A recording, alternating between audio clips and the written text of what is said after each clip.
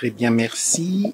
Alors donc, on va ouvrir la première partie de la journée qui est consacrée à la restitution, évidemment très partielle, mais à la restitution de ce que nous avons fait, essayer de comprendre, d'analyser, d'observer. Et donc, le principe qu'on a retenu, c'est 3 rapports de synthèse ou avec des choix faits par des membres de l'équipe.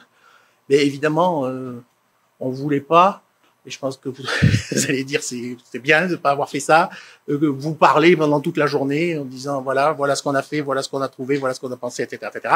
Donc, on a choisi déjà pour cette première matinée d'avoir des contrepoints, des élargissements, des mises en perspective des thèmes par des universitaires, des chercheurs spécialistes de ces sujets et susceptibles, alors pas forcément des archives, mais susceptibles d'apporter quelque chose en recontextualisation ou en mise en perspective.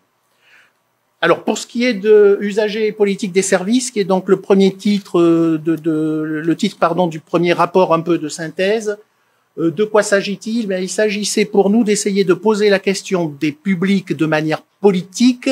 Je veux dire, essayer de voir de quelle manière cette question des publics, du public, était vécue, était posée de manière politique, culturelle, quelle place elle avait dans le discours de la profession.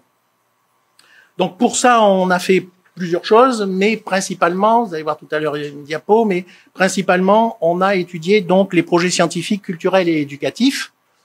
Ce qui fait que donc je vais consacrer une première partie de mon propos à vous dire, ben voilà, qu'est-ce qu'on a fait sur ces projets scientifiques, culturels et éducatifs, et qu'est-ce qu'on peut en tirer, en résumé. Et puis deuxièmement, qu'est-ce qu'ils disent spécialement, et qu'est-ce qu'on peut là en tirer du point de vue de l'approche des publics. C'est un choix dans les conclusions. Alors, je passe rapidement sur les PSCE qui sont devenus, je dirais, quelque chose de courant en archives, mais qui viennent des musées, qui ont été pratiqués dans les bibliothèques sous différentes appellations. Il n'y a pas d'appellation contrôlée. Ce qui me paraît intéressant, c'est de noter que c'est quelque chose qui se développe, qui se répand sans forcément un cadrage réglementaire fort, sans même comment dirais-je, la mise à disposition de fiches outils ou de fiches comment faire son PSCE très comment dirais-je, très diffusées dans le domaine des archives. Il y a en revanche une formation au niveau de l'AF qui joue un rôle sans doute important dans la diffusion de cette pratique. Alors, sur les PSCE, quel était le dispositif d'enquête? Un des enjeux du programme, c'était de mettre en place une approche textométrique ou lexicométrique du corpus texte issu des 28 PSCE qui étaient disponibles sur le site du SIAF, enfin sur France Archives, en 2022, enrichis par quelques PSCE qui nous ont été communiqués à l'issue d'un petit message qu'avait envoyé au réseau Brigitte. Donc évidemment, 2022, enfin voilà, il y a des PSCE qui sont en train de se refaire. C'est ceux, autrement dit, pour le dire plus clairement, c'est ceux qui sont validés. Donc forcément, ça date déjà un peu et évidemment tous les services dans lesquels on a pu passer et qui sont à leur deuxième PSCE disent mais je ne le fais pas comme le premier avait été exploratoire, le deuxième va être plus sur des axes stratégiques, etc. Je passe vite peut-être sur la technique si ça vous intéresse, mais voilà, donc on avait des PDF, il faut les transformer en fichiers texte. Pour ça, on a utilisé l'outil Parser de la bibliothèque TICA, la bibliothèque TICA pour obtenir des fichiers au format TXT. C'est pas moi qui l'ai fait, c'est Bénédicte. Donc, vous lui poserez des questions si vous voulez savoir comment. J'insiste quand même un tout petit peu. Ensuite, il faut nettoyer les fichiers obtenus grâce au module de pré-traitement mis au point dans le cadre du programme Telmail, plateforme d'exploitation, de livraison et d'évaluation des mails. Donc ça, c'était un programme cofinancé avec le ministère de la Culture qui a permis de mettre au point cette moulinette qui permet donc de découper, de nettoyer, je ne me lance pas, je vais dire une bêtise, le fichier texte obtenu. Et ensuite, on utilise différents logiciels de textométrie, Hyperbase, Iramutech ou Lexico. Bon, cette approche quantitative a été classiquement complétée par une approche qualitative. On a fait de l'observation directe non participante à découvert dans 2 services d'archives départementales qui étaient en train de faire leur PSCE. Non participante, je participais pas aux réunions. À découvert, j'étais connu. Direct, je vous disais, je viens observer vos réunions, mais je participais pas aux réunions, même si parfois il me disait, Patrice, qu'est-ce que tu en penses? Mais non, voilà. Donc j'étais vraiment dans une position d'observation. Ça a fait plusieurs réunions. Alors, dans aucun des 2 services, je dis je parce que ça c'est moi qui l'ai fait, je n'ai observé toutes les réunions de toute la procédure. Ça a été parfois un bout de la procédure, mais enfin, X réunions quand même de préparation. On a fait en plus des entretiens, soit avec des directeurs ou directrices de services qui avaient fait des PSCE, et sur un site d'archives départementales, on a fait des entretiens avec tous les agents du service sur plusieurs thèmes, dont la thématique PSCE. Ça, c'était aussi un des aspects qu'on voulait travailler, c'était de pas interroger que les directions ou les équipes de direction, mais interroger vraiment tous les agents. Et puis, il y a les étudiants de M2 qui ont travaillé sur ces sujets dans le cadre de travaux collectifs de recherche. Je passe vite également, faut m'aider sur l'heure, je passe vite également sur la préparation des PSCE et la fabrique des PSCE, mais là, on a observé des choses qui sont intéressantes. Qu'est-ce qu'on peut dire? On peut dire 2 choses. Ça passe presque toujours par une phase d'atelier, de mise en réflexion, etc., plus ou moins ouverte, plus ou moins avec une boîte à idées, plus ou moins, etc. Cette phase de mise, de réflexion par des groupes de travail, par des ateliers, elle est très diversement conçue selon les endroits. Je vous ai mis un service A, un service B, un service C. Ah oui, alors, le principe général, c'est qu'on ne va prononcer aucun nom de service ni de nom de personne. Parce que d'abord, c'est la méthodologie normale, et puis, c'est pas le but de dire, ah tiens, à tel endroit, ils font ça. Tiens, vous voyez, si vous parcourez rapidement cette diapositive, que voilà, il y a de grandes différences entre le A et le C, par exemple, et que le C a des intitulés de groupes de travail ou de réflexion qui sont très différents, les autres, on va dire, plus classiques, mais avec toute une variation qui déjà, évidemment, dit quelque chose de la manière dont on prend le sujet, des priorités qu'on trace, des axes politiques que l'on se donne. On peut dire, deuxième remarque, que il me semble, alors là, j'ai pas de quantitatif, mais que c'est une démarche très interne, très internaliste. Je sais pas si on peut se permettre ce néologisme. Qu'est-ce que je veux dire par là? C'est-à-dire, c'est le service qui, j'allais pas dire qu'il se regarde, mais c'est introspectif dans le service. Je crois pas qu'il y ait beaucoup d'exemples chez nous en archives d'intervention extérieure d'un cabinet, etc., etc. C'est des choses qui peuvent se faire, sont devenues courantes dans d'autres secteurs, me semble-t-il. Voilà, bon, c'est vraiment, on réfléchit ensemble. C'est une caractéristique quand même importante et qui marque d'ailleurs, à mon avis, le résultat. Alors, résultat de la textométrie, de quoi parlent les PSCE? Qu'est-ce qu'on peut avoir comme approche sur le discours des PSCE? Quel est le discours des PSCE à travers l'analyse textométrique? Bien, c'est un discours qui n'est pas polarisé autour d'une classe principale de mots. Alors ici, on utilise un outil qui s'appelle la méthode Renner, et qui est un outil donc qui permet de discerner dans le volume de mots que constituent les textes des 28 PSCE réunis, des groupes et la manière dont ces classes se polarisent autour d'un mot ou d'un ensemble de mots et de thèmes. Donc, qu'est-ce qu'on peut dire sur, il y aura une mise en graphique tout à l'heure, qu'est-ce qu'on peut dire sur ce schéma? Vous voyez qu'il y a un nombre de classes assez important. Le discours, il n'y a pas quelque chose qui prend le dessus. Donc, le discours, autrement dit, première conclusion, est-ce que le discours des PSCE, comme j'ai peu de temps, je suis obligé d'aller formuler les choses de manière abrupte, mais c'est ça. Est-ce que le discours des PSCE est construit autour des publics ou de la question des publics? Non. Est-ce que les publics sont présents? Oui. Bien sûr, ils sont présents, ils sont beaucoup présents, mais est-ce qu'on peut dire que c'est construit autour de ça? Non. C'est construit autour de, d'une part, la conservation, le mot conservation qui entraîne classement, conservation matérielle et intellectuelle, enfin l'ensemble des choses. Il y a un groupe qui est plutôt derrière histoire, patrimoine, histoire, etc., etc. C'est du public, on est d'accord, mais c'est quand même signifiant qu'il soit plutôt derrière histoire. Il y a un autre groupe qui est derrière culturel, éducatif, etc., action culturelle, ok, on voit bien, c'est du public aussi, mais ça se polarise sur ces deux classes, ou clusters, si vous voulez. Alors, il y a un groupe plus autour une classe, pardon, ça serait plus juste autour de données, on voit bien, archivage électronique, numérisation, informatique, etc. Et puis une classe autour de départements, indicateurs, évaluation, etc., etc.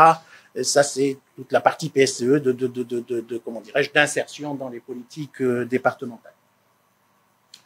Voilà ici les classes avec leur pourcentage et le nombre de lemmes, c'est-à-dire, vous savez, les mots lemmatisés, on enlève les marques de conjugaison, etc.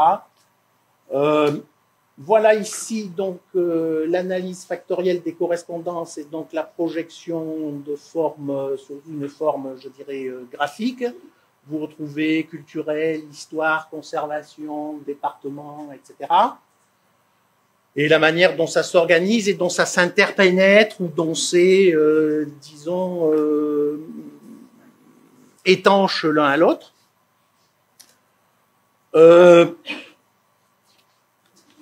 Donc ça, c'est une première conclusion.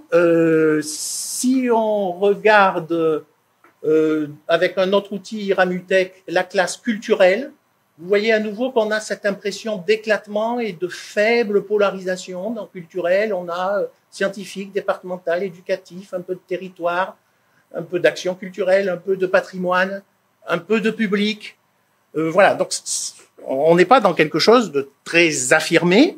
Et d'ailleurs, si je couple à ça quelque chose, j'ai pas dit que c'était pas présent, hein, on est d'accord, bien sûr, les publics sont présents à toutes les pages ou presque. Là, on est dans une analyse textométrique du discours et de la manière dont il se construit et dont il se donne et dont il communique d'une certaine manière. Si je couple ça à des observations qualitatives, la question de on met le public, on met les publics ou on met le public, je ne reviens pas sur singulier pluriel, j'ai eu l'occasion d'en parler dans d'autres lieux. Au cœur des actions, oui, bien sûr, tous les PSCE disent plus ou moins le public est au cœur, tout ce qu'on fait, c'est pour le public, c'est la finalité, c'est l'objectif final, etc. Quand on rentre en observation dans les groupes de travail, c'est un peu moins évident. Ça peut être perçu comme source de tension. Bon, voilà, je vais encore entendre dire qu'il n'y en a que pour les publics. Vous voyez ici, si je couple de l'observation avec des entretiens avec des directeurs d'AD, il y a quand même une forme de séparation entre les gens qui écrivent les inventaires et les gens qui sont censés s'en faire les médiateurs auprès des chercheurs. On peut aller voir peut-être le dernier verbatim de la diapo, qui est donc un entretien avec un agent chargé de la salle de lecture. Alors bien sûr, ça dépend des endroits. Il y a les endroits où tout le monde fait la salle de lecture, des endroits où c'est une équipe spécialisée, etc., etc. On est d'accord, tous ces biais ou ces facteurs d'analyse existent, mais néanmoins, on peut terminer par ce dernier verbatim d'une personne en charge de la salle de lecture dans un service d'archives départemental. Moi, combien de fois on m'a dit en salle de lecture, vous vous amusez? Réponse, oui, alors t'es jaloux. Voilà. Ce qui se cache derrière, en fait, c'est, et je veux en dire un mot quand même dans le rapport introductif, y compris sur la question des publics, parce que c'est quelque chose de fort dans les PSCE, dans le texte des PSCE, dans les observations, etc. Ce qui se cache derrière, c'est ce que j'ai proposé d'appeler hésitation de professionnalité. J'emploie ici professionnalité de manière un peu sociologie du travail, quoi, c'est-à-dire un petit peu identité professionnelle, la manière dont les professionnels se sentent autorisés à faire des choses, quel mandat ils se sentent, donc de quel mandat ils se sentent porteurs au nom de la société. Et c'est toutes les discussions sur comment est-ce qu'on va définir le service dans le PSCE. Et là, alors vous allez me dire, c'est des tartes à la crème. C'est peut-être des tartes à la crème, mais c'est une conclusion que j'affirme de dire qu'elles vivent. ces tartes à la crème, si je puis dire, enfin qu'elles sont toujours présentes. Qu'est-ce que je veux dire par là? Est-ce qu'on est un service culturel? Est-ce qu'on va dire dans le PSCE qu'on est un service culturel? Non, oui, etc., etc. Si on ne dit pas ça, qu'est-ce qu'on dit? Alors voilà, du coup, quelle identité, quelle image on construit de nous-mêmes? Faut-il affirmer une identité dans le PSCE? On n'a pas besoin d'une définition, on est nous, on est les AD, c'est tout. Alors, oui, mais alors, qu'est-ce qui nous différencie? Parce qu'il faut être différenciant, comme on dit. Bon, voilà. Donc là, c'est une hésitation qui me paraît, je la pose quand même, à mon avis, en toile de fond de toute la journée sur la question des publics, parce que la question des publics se pose par rapport à cette hésitation ou à cette interrogation. Alors évidemment, ça va dépendre de ce que font les gens dans la maison, on est bien d'accord, de la manière dont l'organigramme est fait, dont la manière dont les gens ont l'habitude de travailler ensemble. Ce qui m'a intéressé aussi, c'est de voir d'où, dernier verbatim, on est ici, pourquoi. Ce qui m'a intéressé aussi, c'est de voir combien certains directeurs peuvent avoir conscience de ce point et faire du PSCE dans le service une occasion de réflexion ou de clarification sur ce point, ou peut-être de partage de leur propre vision. Vous voyez, par exemple, moi, je sais pourquoi je fais ce métier, je sais ce qui me plaît, et grosso modo, je me sens faire partie d'un domaine plus large, culturel, patrimonial, etc. Je ne sais pas si c'est le cas de toute mon équipe, c'est ce que peut-être le PSCE va être l'occasion de partager ou de clarifier. Je passe vite peut-être sur... alors, si quand même deux choses encore sur cette hésitation de professionnalité, est-ce que archiviste c'est classé ou est-ce que c'est archiviste c'est faire de la valorisation? Alors là, toute une série de réflexions. Oui, mais qu'est-ce que c'est qu'un classement? Et puis, alors, ce qui est intéressant quand même dans les observations que j'ai pu faire, c'est quand le débat s'anime. Et par exemple, voilà, ce verbatim-ci, quelqu'un, à un moment donné, dans une réunion, s'anime et dit « mais je comprends pas de quoi on parle, moi je suis archiviste, je classe. On me donne des fonds à classer, je les classe, je comprends pas, là on discute, tout le monde pourrait classer. Donc les autres vont en faire plus, moi je vais en faire plus. Je comprends pas, je suis archiviste, je classe. Et je classe les fonds, c'est ça pour moi. Bon, avec évidemment une tentation, et là c'est plutôt les équipes de direction en général, d'accord, être archiviste c'est classé, mais on peut pas dire ça quand même. On peut pas dire que ça. Se replier sur le classement, c'est pas tenable en termes d'identité et puis en termes de relations aux administrations. Bon, est-ce qu'archiviste c'est faire des expositions? Là aussi, tarte à la crème, vous allez me dire, j'ai quand même été frappé de voir que ce débat que j'avais laissé il y a 20 ans au point où il en était, est toujours présent. Faut-il faire des expositions ou pas? Les expositions étaient très demandées dans la boîte à idées quelque part. Ah oui, mais quelqu'un dit c'est pas le cœur absolu. Quelqu'un dit les expositions c'est pas prioritaire compte tenu de tout ce qu'on a à faire, c'est pas prioritaire. Je me souviens très bien, la personne répète plusieurs fois c'est pas prioritaire. Et c'est pas la direction, c'est quelqu'un dans l'équipe. Puis d'autres disent c'est quand même ouvert, c'est quand même important, c'est quand même l'ouverture. Et puis quelqu'un dit de tout son cœur à un moment donné, c'est être vivant, pas une crotte poussiéreuse. Être vivant, mais je sais bien ça fait rire, mais il faut pas rire. Être vivant, pas sous perfusion, sous les versements qui vous tombent dessus. Donc c'est la toile de fond quand même de la question des publics. Alors cette hésitation, et c'est toujours la toile de fond de la question des publics, cette hésitation, comment est-ce qu'elle est surmontée de manière très claire pour moi, à la croisée du quantitatif et du qualitatif, parce que j'appelle le paravent réglementaire. C'est-à-dire, au fond, qu'est-ce qui nous définit? La réglementation. C'est réglementaire. Les archives sont là réglementairement. Les collectes sont réglementaires. C'est très différent des musées qui, eux, n'ont pas la chance d'avoir notre réglementation et qui sont obligés de construire un récit, de se définir dans leur PSCE. Quand vous ouvrez les PSCE de musées, ils commencent par dire « voilà ce que je suis, voilà le discours que je tiens au monde ». Nous, pas besoin. Les missions régaliennes sont là. Et là, quelqu'un dit avec enthousiasme, oui, voilà. Ce oui, voilà, personnellement, je partage quand même avec vous le fait que, selon moi, il est un peu dangereux, parce que oui, voilà, et c'est tout. Et ce oui, voilà, il clôt, il ferme. On est bien d'accord, hein, il y a des missions réglementaires, etc., etc. Quelques mots sur le public, les publics à travers les PSCE et dans ce contexte-là. Public rêvé, public, tiens, il y a une faute, segmenté et jusqu'où aller. Bon, vous allez me dire, c'est du... Je ne sais pas ce que vous allez me dire, mais il y a quand même un public dont tout le monde rêve, et à mon avis de manière excessive, c'est les étudiants. Je vois pas pourquoi tant rêver des étudiants. Non. Je comprends très bien qu'on rêve des étudiants, ils sont au fond les mains. Je dirais en dépit de... sans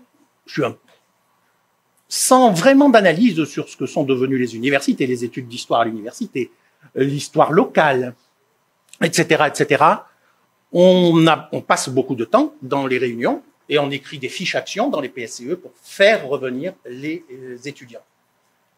Je note quand même que cette préférence pour les étudiants est quand même, enfin, ça me semble être une caractéristique, hein, c'est un service, les services d'archives, qui, avec des nuances, etc., désignent leur public choisi, leur public rêvé, les étudiants. Les historiens, mais bon. On a toujours pensé que les étudiants devaient être privilégiés parce que leur travail a une utilité sociale. Les généalogistes, c'est moins clair. C'est un entretien avec un directeur d'archives départemental. Alors, je vous signale au passage que les généalogistes, quand on les interroge, continuent à s'en rendre compte de ça. Avec des nuances, ils disent « je sens bien qu'on n'est pas la priorité ». Je dirais sur un ton non revendicatif, ils doivent avoir des choses plus importantes à faire avec les archives. Je comprends bien qu'avec toutes les études qu'ils ont faites, c'est pas non plus pour s'occuper spécialement de nous. C'est pas moi qui parle, là. Cette situation est conscientisée par un certain nombre de directeurs ou de directrices, hein, en finir avec une certaine idée, parce qu'on moque souvent le public entre archivistes en disant, ben voilà, ils pensent qu'il suffit qu'on appuie sur un bouton pour trouver Madame Bichu. Oui, mais peut-être, après tout, s'ils posent la question comme ça, est-ce que c'est légitime? Alors ça, c'est un trait commun de tous les entretiens avec les généalogistes. Ce que l'on voudrait, c'est un accès nominatif généralisé, et pas d'ailleurs même un index nominatif généralisé, mais une base de données qui me disent, qui agrègent des renseignements sur des noms. Deux ou trois remarques. Moi, il me semble que ce qui est marquant, et mon avis, c'est la segmentation des publics. Je disais les publics ou le public, la segmentation des publics finit par être poussée à un terme et à aboutir à quelque chose qui, comment dirais-je, disperse le discours sur les publics et enlève de la densité à la réflexion sur le public. S'il y a une conclusion qui me frappe, c'est que je pense qu'il faut peut-être... Je sais bien que pendant longtemps, on nous a dit les publics, la segmentation des publics, c'était le grand mot des politiques culturelles. Enfin bon, voilà. Je me demande s'il ne faut pas quand même repenser un peu au public, le public. Vous voyez ici le relevé des termes grâce à l'outil textométrique, le public spécifique, public masculin, public cible, public de la salle, public captif, public moins captif, public... Je ne veux pas dire... Voilà. Tout ça, c'est des catégories de publics auxquelles finalement on peut penser, et par rapport auxquelles on peut penser des actions. Est-ce que c'est pas un enlisement à la fin des fins de la réflexion? Alors ça, c'est pour vous montrer un arbre lexicographique qui vous montre la diversité. Je n'ai pas le temps. Corrélativement à ça, et c'est de cette manière, à mon avis, qu'il faut poser la question, qui je sais bien est très d'actualité, qui est et qui a toujours été aussi, c'est le jusqu'où aller. Jusqu'où aller dans les recherches administratives, jusqu'où aller dans les recherches scientifiques par correspondance, jusqu'où aller. Oui, il y a des gens jusqu'où aller. Deux choses. Je voudrais dire que cette question du jusqu'où aller, elle ne concerne pas que les recherches administratives. On en parle souvent par les recherches administratives, mais elle concerne évidemment l'ensemble. Et c'est pour ça que je la mets en relation avec l'hésitation de professionnalité. On m'a demandé des archives sur la sexualité au Moyen-Âge. Que fallait-il faire, dit quelqu'un? Oh, c'est pas notre travail, disent les autres, évidemment, de répondre à ce type de questions. C'est le rôle des historiens. À l'époque des documents, c'était pas un sujet. Quelqu'un dit, si quand même. Si quand même, parce que grâce à l'indexation, on peut trouver des femmes.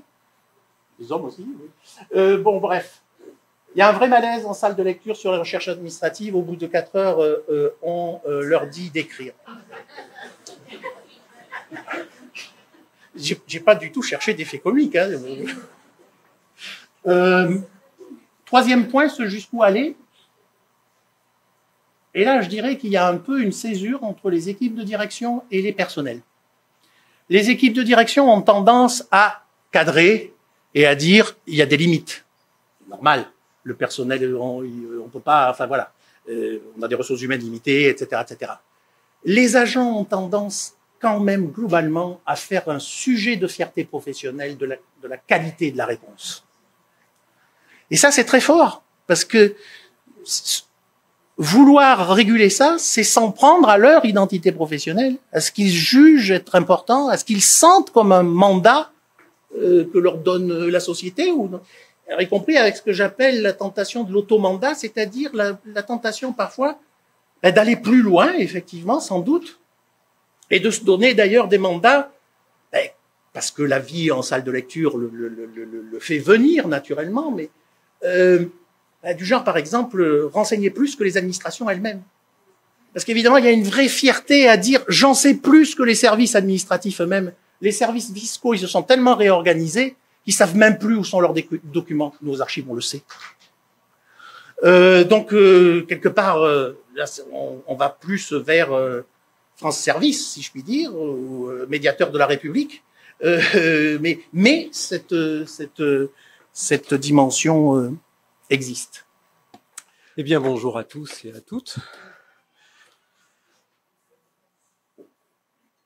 Enchanté de l'opportunité de pouvoir intervenir et échanger avec vous et apprendre des choses, parce que je dois dire que le monde des archives m'est d'une certaine manière inconnu, mais pas la question des usagers. C'est la raison pour laquelle Patrice Marcillou, que je remercie, m'a proposé cette intervention.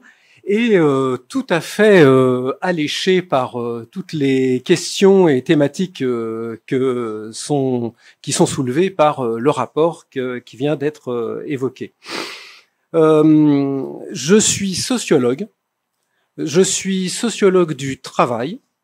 Je suis un sociologue du travail qui fait des enquêtes de terrain très ethnographiques, donc qui observe les gens, qui est passionné par les bureaucraties publiques, passionné par le travail de classement, passionné par les papiers, passionné par les outils techniques et passionné actuellement par les espaces de travail sur lesquels je coordonne une ANR et pour lesquels il y a beaucoup de choses à dire.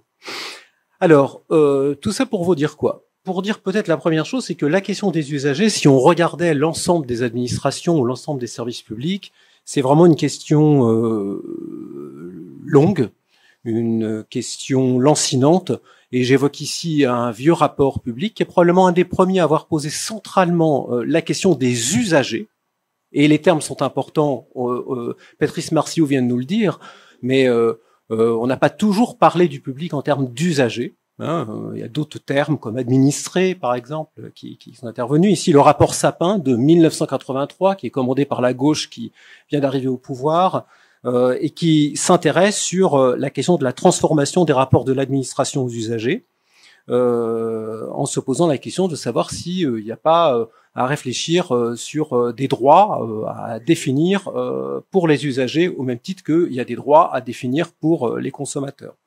Donc, c'est des questions tout à fait centrales et longues. Oups. Alors, si je voulais faire un gros schéma extrêmement simplificateur sur comment ces thématiques de l'usager ont été posées, on peut dire que c'est progressivement gagné par vagues et ça concerne des secteurs de l'activité publique qui sont assez différents. En fait, les premiers services publics qui réfléchissent à la question du rapport aux usagers, ils se trouvent plutôt à la périphérie de l'État, et c'est plutôt des entreprises publiques, ou plus exactement ce sont des établissements publics, mais qui vont être très vite confrontés à la question de la mise en place d'un marché concurrentiel, notamment avec la construction de l'Europe, comme la Poste, les transports, le téléphone. Donc c'est là, au tournant des années 80, donc il y a quand même assez longtemps maintenant, que les questions des usagers, la question du public, enfin des publics est posée. Et puis ça va gagner progressivement les collectivités territoriales. La question va se poser avec la décentralisation. La sécurité sociale, la question va se poser parce que il y a l'émergence de publics tout à fait inédits, comme des populations très fragiles, très précaires, qui posent des questions importantes évidemment à l'institution de la protection sociale, etc., etc. Et ça gagne progressivement le centre de l'État, les impôts dans les années 2000, qui va engager une grande réforme justement au nom de l'usager, d'abord ratée, puis ensuite réussie, enfin en tout cas menée à bien avec l'informatique. Je dirais, tiens, c'est drôle aujourd'hui, réfléchir avec les archives sur la question des usagers, si on considère que les archives c'est le cœur du cœur, enfin c'est quand même le réacteur de l'État. Enfin, je sais pas, mon schéma n'est pas totalement erroné. Voilà. Si on continue avec cette histoire du rapport aux usagers, bon, ici on a une photo d'hôtesse d'accueil. Ce sont des hôtesses d'accueil de la caisse d'assurance maladie, donc de la sécurité sociale. Et c'est une fonction que les caisses vont imaginer pour accueillir et orienter le public dans les caisses. Ça date de 1964. Alors, on pourrait évidemment beaucoup commenter la photo, beaucoup commenter les uniformes qui font plus évoquer les compagnies aériennes que la sécurité sociale.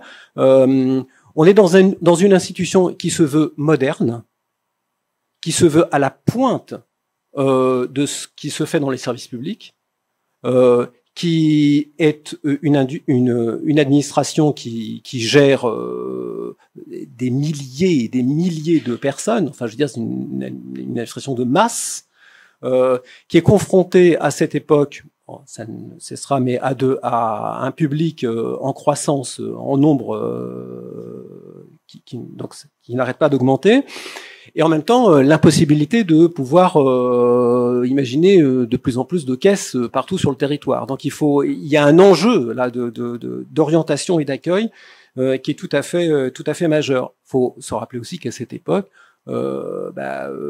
les caisses, la visite aux caisses d'assurance maladie est incontournable parce que c'est là où on vient chercher le remboursement de ses soins. Et que c'est une époque où il n'y a pas la dématérialisation comme aujourd'hui, la carte bleue n'existe pas, tout le monde n'a pas un compte bancaire, enfin blablabla. Les caisses s'appellent pas caisses pour rien.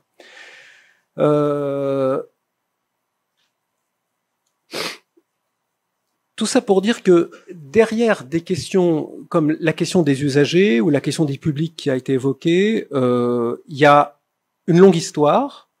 Il y a plus exactement une certaine problématique, un certain argumentaire, une certaine manière de poser le problème qui change selon les périodes et selon les institutions.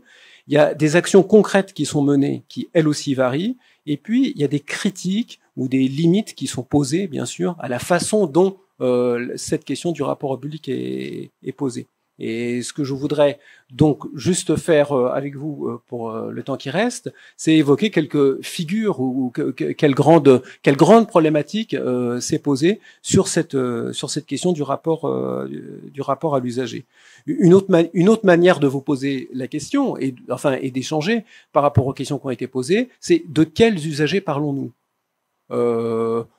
Bon, il y a eu la question de la segmentation, par exemple, qui a été posée. Ça, c'est des questions qui vont se poser dans toutes les administrations, dans tous les services publics, et c'est intéressant de voir comment ils y réfléchissent et comment ils y réfléchissent. Alors, je dirais que la première façon que la question du rapport au public est posée, ça vous étonnera pas, c'est la question du droit.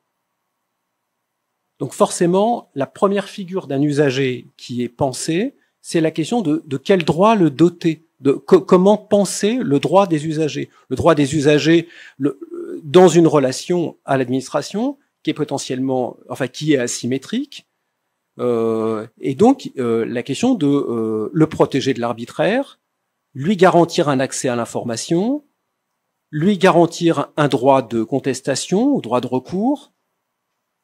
Et donc on voit dans les années 70 un certain nombre d'instances qui sont créées, la CADA, la CNIL, tout un ensemble de cadres réglementaires qui visent à équiper, à outiller l'usager de la possibilité d'interroger, de contester, discuter les décisions de l'administration.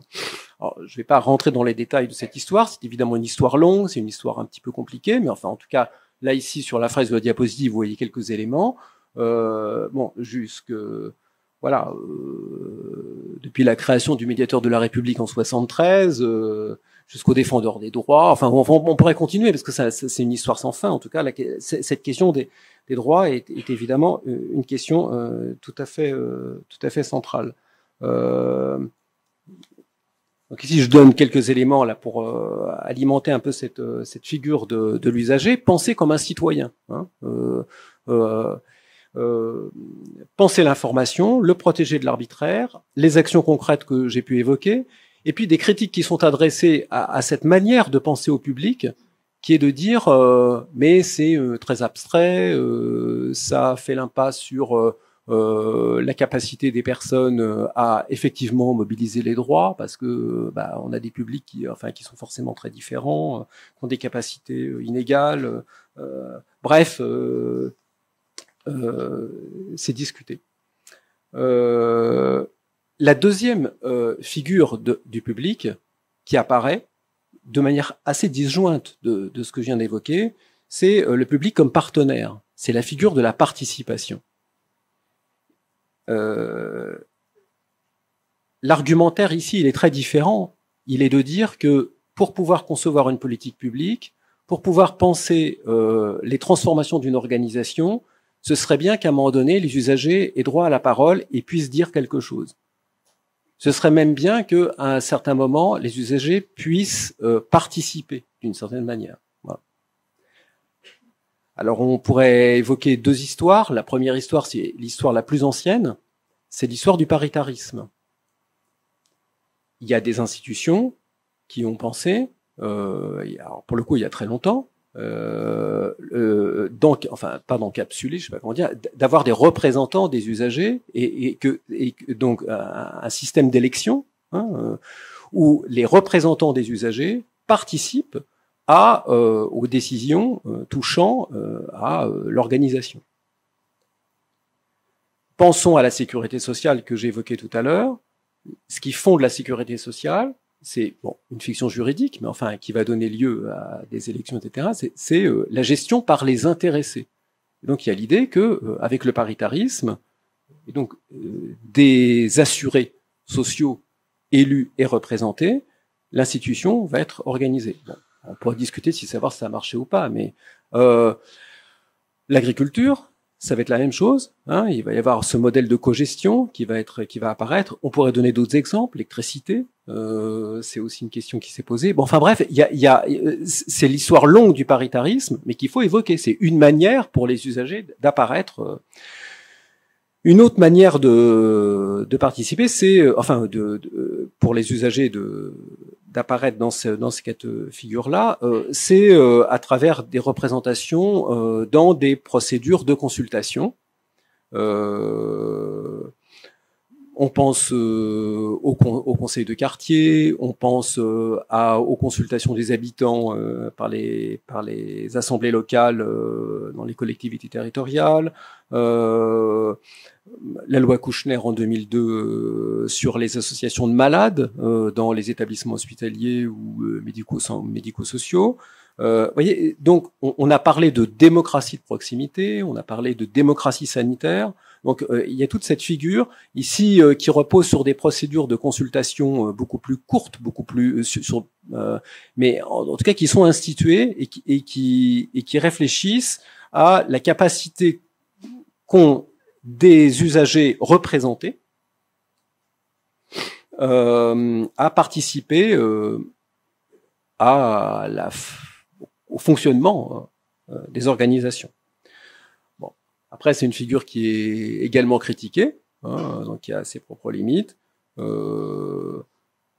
certains diront que c'est de la fausse participation, que c'est des associations qui sont tellement habituées, c'est toujours les mêmes, c'est pas bien, les usagers sont pas bien représentés, et en participant au fonctionnement de ces organisations, finalement, ils se conforment et sont plus le poil à gratter des institutions qui devraient être. Enfin, la troisième figure, c'est la figure de l'usager client, en tout cas d'un usager qui est destinataire d'un service, avec des besoins. C'est la figure de la satisfaction. Alors on peut gloser sur les modalités variées que prennent ces figures. Il y a des institutions qui parleront jamais d'usager client, d'autres qui voudront en parler. Mais en tout cas, ce qui est intéressant, c'est l'idée d'une relation contractuelle avec l'usager.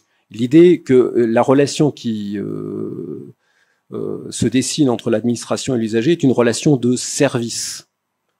Donc des besoins d'un côté, une offre de service de l'autre, des instruments destinés à mesurer la qualité, des indicateurs, des outils qui vont viser à traquer, mettre en forme cette relation, la mesurer.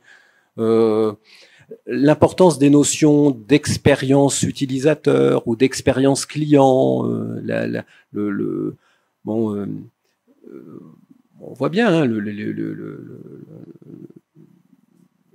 alors bon, ça pourrait, tout ça, elle a aussi fait l'objet de critiques importantes dans la mesure où évidemment la relation à l'administration, jusqu'où elle est réductible à une relation de service. Probablement que c'est compliqué. Enfin, c'est compliqué, évidemment. Mais en tout cas, c'est quelque chose qui existe. Alors, voilà, il me reste peut-être 5 minutes. 5 minutes, voilà, on m'accorde 5 minutes. C'est juste pour dire que ces trois figures, évidemment, qui se superposent dans les administrations, sont pas peuvent entrer en contradiction, peuvent générer des tensions, et d'une institution à l'autre, les choses se composent de manière assez différente.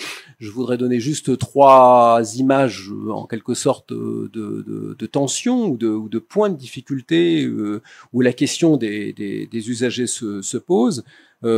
Ici, vous avez centralement une fonctionnaire, la première personne qui est sur le premier plan, et qui explique à un couple d'agriculteurs comment il doit faire pour déclarer son activité agricole compte tenu des demandes de subventions dans le cadre de la politique agricole commune. Oui, voilà, c'est ça, voilà. Bon, vous connaissez, enfin, forcément, parce que vous êtes lié à tout ça. Bon, enfin, non, mais, enfin, non, mais ce que je veux dire, c'est que les questions de mémoire, d'archivage, etc., sont évidemment centrales. Bon, la question du cadastre, tout ça. Alors là, ici, on a des outils numériques qui permettent aux agriculteurs de déclarer leurs activités. Mais évidemment, la question de la fracture, comme on dit, numérique se pose. Et quelle place l'organisation laisse ici à ses personnels pour pouvoir ajuster le service auprès de publics qui ne sont pas forcément pensés, qui sont mal équipés, mal outillés pour pouvoir répondre aux besoins. Donc ça, évidemment, c'est une question. Et comment les administrations font? Bah voilà, ça c'est un problème. Enfin, c'est quand même un enjeu. Ça, voilà. Un autre exemple qui est tout à fait différent et qui n'a rien à voir. Ici, c'est une expérience de redéfinition, de réaménagement des espaces de soins dans une maternité, dans un CHU. Et c'est une grosse maternité. Et en fait, l'expérimentation a consisté à faire participer les familles et les mamans, notamment les mamans, pas seulement les mamans, mais notamment les mamans, qui avaient accouché dans la maternité, ou qui allait l'être, et de participer à la reconfiguration des espaces de soins et à discuter comment penser les espaces de soins. Et alors il y a une controverse qui est arrivée, qui a opposé les personnels, enfin une partie des personnels et les patients, c'est sur la taille des baignoires. La taille des baignoires où les bébés ont leur premier bain de leur vie dans l'air. Et oui, parce que pour les bébés, ce qui est très bien, c'est une baignoire sur laquelle ils puissent appuyer contre les parois. Parce que ils sont en sécurité, ils sont comme dans la matrice, donc ils sont pas traumatisés. Mais pour les puéricultrices,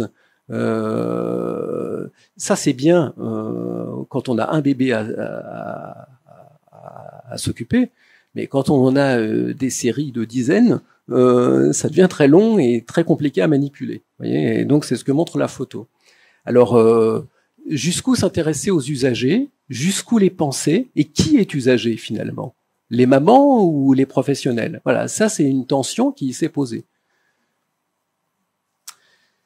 La taille des baignoires fait 47 cm et je ne vous dirai pas si ça rend service. Bah si, ça rend service aux bébés en fait. Hein. C'est les bébés qui ont été mis au centre d'une certaine manière. Voilà. Voilà. Bah, je terminerai comme ça. C'est ce qu'il y a de plus simple.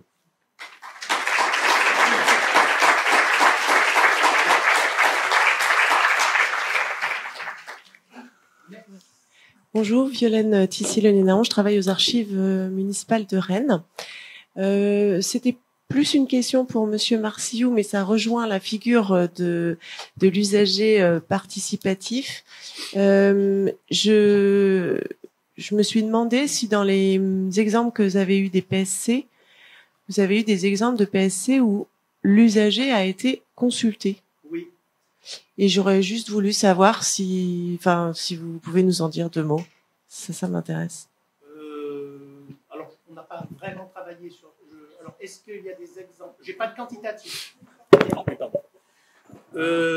Donc, j'ai pas de quantitatif à vous fournir, c'est-à-dire nombre de PSCE qui ont associé les usagers.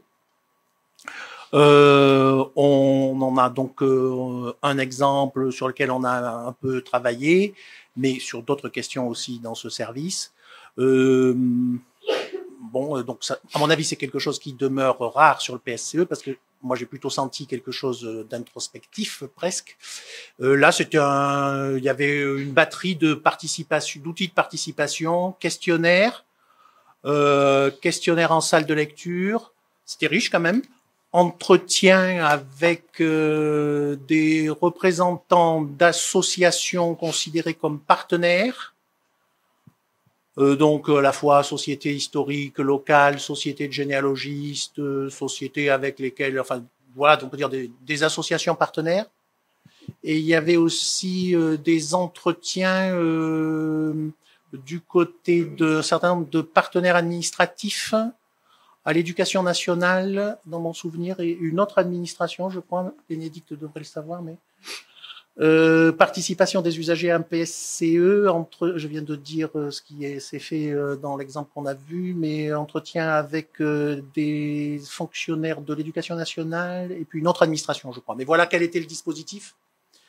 Après, j'ai pas grand-chose à dire de plus sur est-ce que ça a transformé la réflexion. Oui. Oui. D'accord. Oui. Luc Forlivesi à l'inspection des patrimoines. Une question pour Monsieur Veller. Vous avez arrêté votre propos aux années 2010. Il y a un certain nombre de réformes de l'État ou de réorganisations successives qui ont impacté les services, notamment dans les territoires. Comment ça se passe avec votre analyse et la place de l'usager, justement, du client ou la participation dans cette réforme qui tend à une réduction ou en tout cas une dématérialisation des relations? Les tensions, est-ce que c'est les mêmes tensions que vous avez observées ou est-ce qu'elles sont différentes? C'est difficile de vous répondre de manière très très générale, mais il y a un certain nombre de transformations qui sont importantes à considérer. Les questions de concertation citoyenne, par exemple, ça, c'est des questions qui comptent. Donc, c'est des questions que j'ai pas évoquées, mais dont il faut se soucier. L'évolution du numérique, c'est absolument évident. Bon, aujourd'hui, mais moi, je ne sais pas exactement, pour vous, dans les services d'archives, il y a un certain nombre de services publics qui réfléchissent sur, enfin, qui ont déjà introduit les questions d'intelligence artificielle, les questions de data mining, etc. Bon, donc ça a forcément des effets très importants, aussi en termes d'organisation et en termes de travail. Hein, donc ça, c'est évident. Sur la question, avant, je relance un tout petit peu. Nous, alors, on a un peu étudié les comités d'usagers.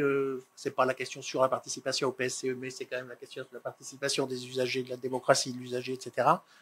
Peut-être un élément de réponse du côté de certains usagers qu'on a interrogés, mais ce n'est pas non plus le point fort.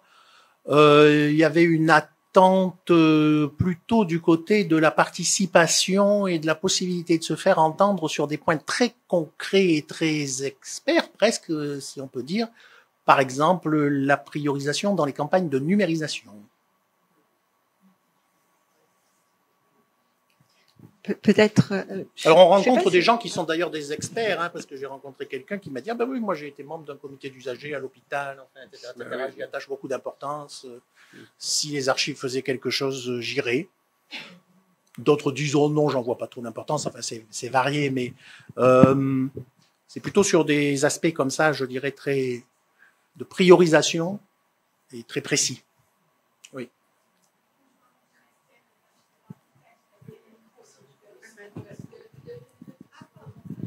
Je vais te passer la parole parce que Luc a posé la question auquel je m'interrogeais.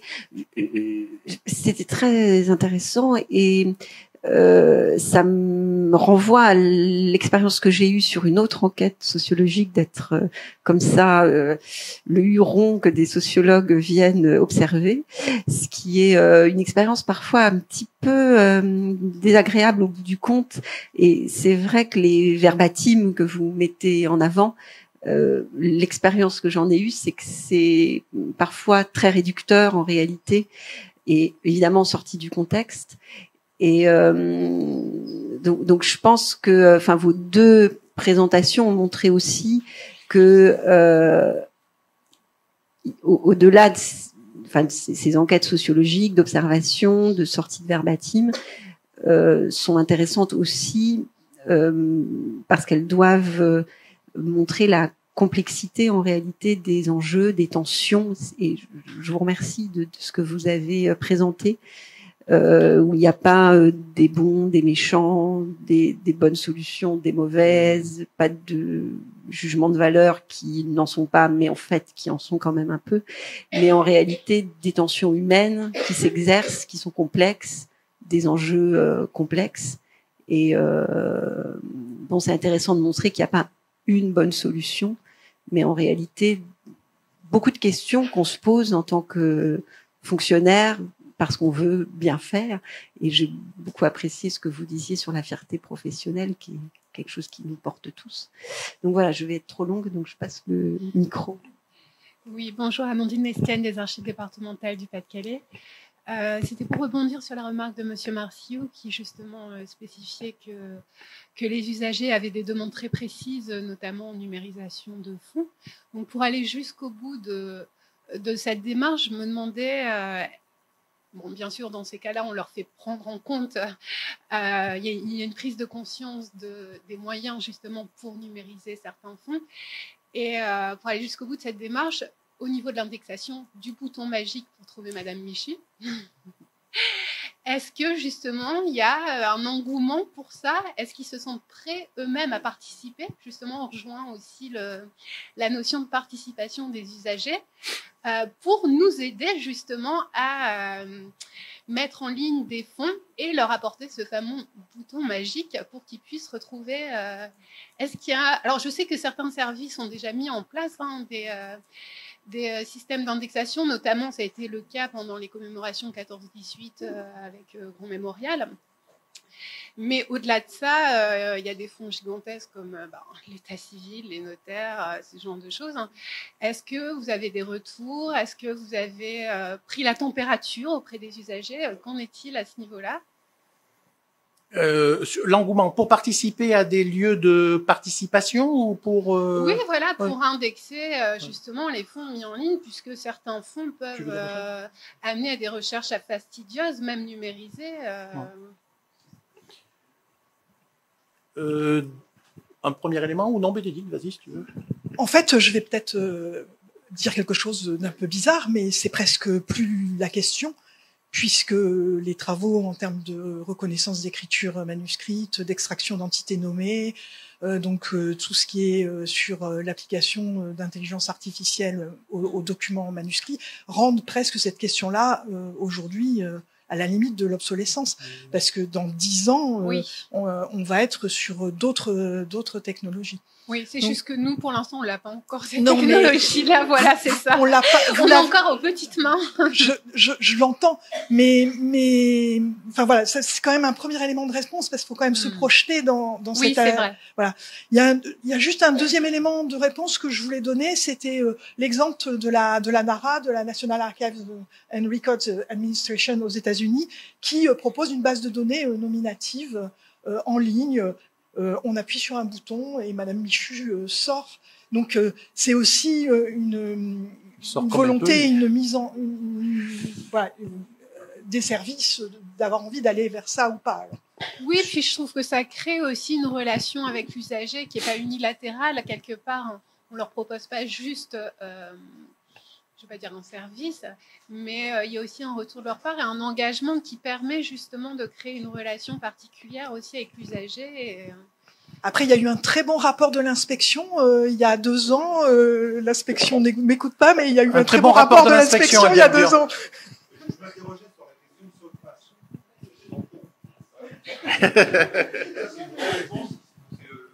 de oui, je réfléchissais et je parlais de cette question du projet SOCFAS qui est actuellement, j'espère, en cours de, enfin, je sais pas où ça en est, du côté des archives, mais c'est un sujet justement pour obtenir une base de tous les recensements sur 100 ans de recensement, qui était un projet extrêmement intéressant pour avoir un accès nominatif. Ça correspond à ce que tu disais sur voilà.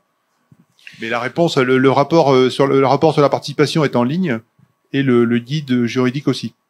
Mais nous, il était transversal pour tous les secteurs du patrimoine.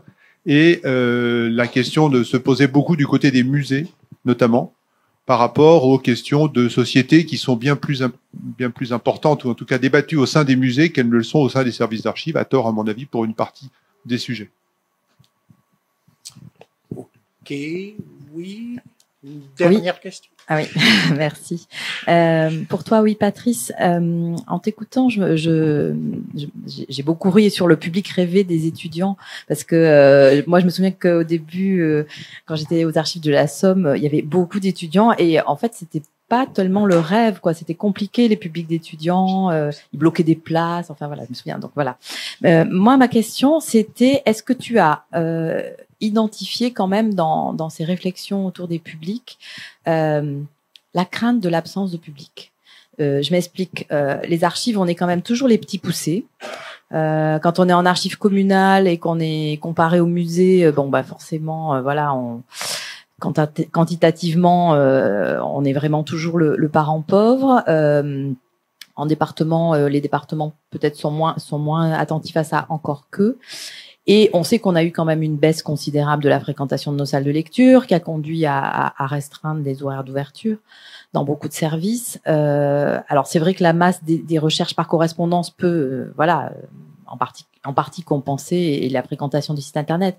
Mais quand même, est-ce que tu as senti dans ces réflexions autour des usagers, et peut-être sur aussi tous ces aspects de segmentation où on va aller chercher à attirer telle ou telle catégorie, voilà, une forme d'angoisse par rapport à des services vides d'usagers? Alors, je réponds avec plutôt du qualitatif et de l'intuitif. Pour la question de méthode, on a quand même souvent croisé du quantitatif et du qualitatif. Après, l'instrumentalisation des verbatims. Enfin, Non, parce que les verbatims que je sors, c'est quand même qui correspondent à des choses et j'en ai plein derrière, quoi. Ils ont un effet illustratif. Loupe, non. Surtout lorsque c'est croisé par d'autres aspects. Après, donc moi, alors comme ça, de manière là, pour le coup, un peu au doigt mouillé, angoisse, je l'ai pas tellement senti. C'est-à-dire que dans les entretiens qu'on a fait, au total, on a fait, je sais plus, 60 entretiens, hein, 82. Donc, quand on est à 80 entretiens, vous savez, on a beau dire que c'est du qualitatif, mais on commence quand même à avoir une petite vision de la population. Ou alors, les sciences sociales, il faut tout mettre à la poubelle, quoi. Et donc voilà. Et donc, j'ai pas eu d'angoisse qui s'exprime tout de suite. Voilà. J'ai eu des interrogations plutôt sur autrement dit, si je pousse, j'ai plutôt l'impression que le sentiment général, c'est, ben, au fond, peut-être que c'est pas un mauvais équilibre actuellement entre, voilà. Mais en revanche, beaucoup d'interrogations sur qu'est-ce qu'on peut faire, enfin, quel sera le service à rendre désormais? Qu'est-ce que ça sera le service qui fait venir? Et qu'est-ce que c'est que le supplément de service qui justifie? Avec là des deux côtés des choses autour de du coup il faut que ça soit alors soit l'accueil, la qualité de l'accueil, etc., ou soit il faut que ça soit des réponses très comment dirais-je, très pertinentes, très travaillées, très précises, parce qu'effectivement si je viens pour qu'au bout de 4 heures on me dise finalement faudra écrire parce que là c'est trop compliqué, voilà. Donc qu'est-ce qu'on peut faire pour que le déplacement soit justifié, le déplacement ait un sens, qu'est-ce qu'il faut offrir en plus? Voilà un peu ce que j'ai ressenti. Angoisse, s'il y avait vraiment angoisse, franchement, ça serait vraiment beaucoup plus venu, quoi, d'un point de vue qualitatif. Il faut qu'on aille faire une pause. Je sais qu'on est à la fin. Juste pour compléter ça, est-ce que dans ce volet-là, la question des horaires, comme une façon de répondre au public, parce que moi, je vois bien en interne, c'est souvent une question récurrente des PSC. Est-ce que la question des horaires d'ouverture, etc., était centrale dans les discussions des services? Ça, personnellement, alors je réponds moi, parce que chacun a fait des entretiens, pas tout le monde. Alors oui, j'ai pas fait les 60, oui, mais chacun a été réparti. Personnellement, on n'a pas interrogé ou enquêté ça, j'ai l'impression, franchement, sur la question. Je comprends, mais on l'a pas interrogé ça.